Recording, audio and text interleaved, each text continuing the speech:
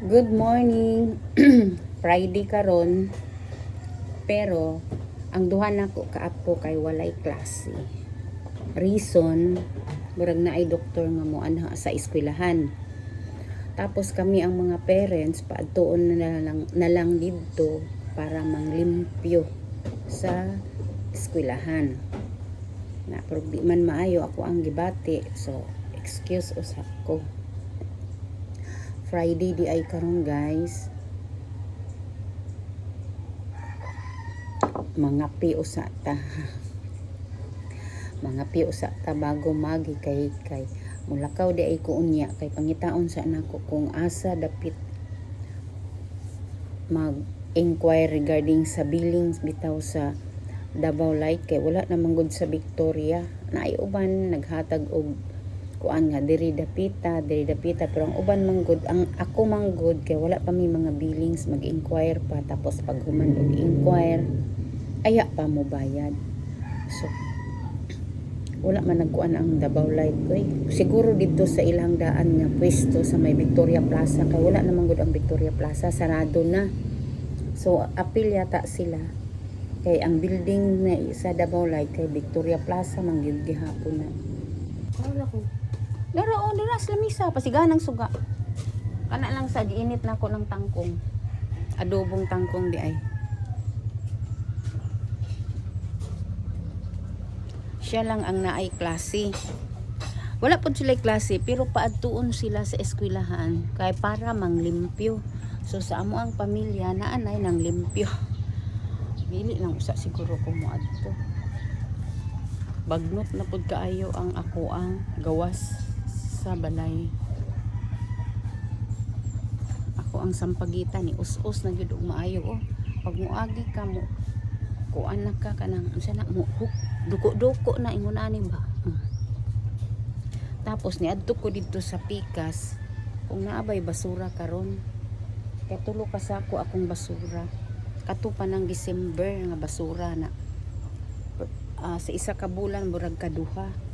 Tung last daw na ay basura na wala pa man mi nakaabot.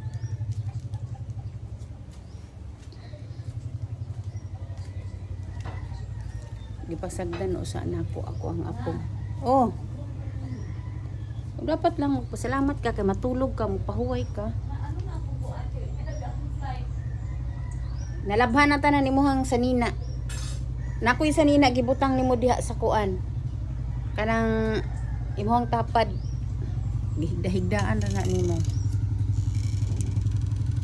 Adiri ang iyang sanina ihatag ko ni aron pilo na niya. Mauning iyang sanina ihatag na ko sa iya para mapilo na niya. Napay natulog na akong apo. Oh, naraim mong say na pamilo din ha. Kay sige kag katulong.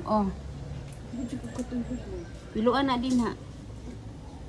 Sobra ko sa 24 hours. Malong kag suga kay ang kuryente.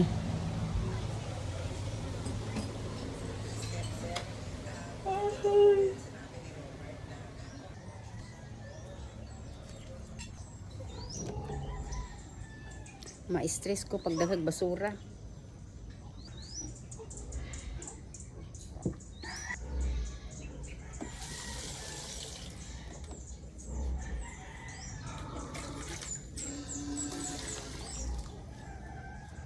Ha? Mana kagaon? Ha? Balon daw. Kapaday ko kahatag og balon niya. Dalhag yun na imong ID ko antipara nimo. Ay di na ko mo hatod-hatod dito ha. Na imong antipara Kaputrapuhi po na.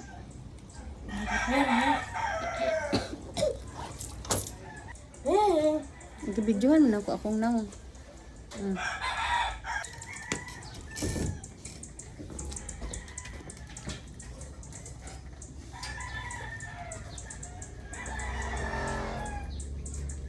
Uli dayon pag humana mo limpyo.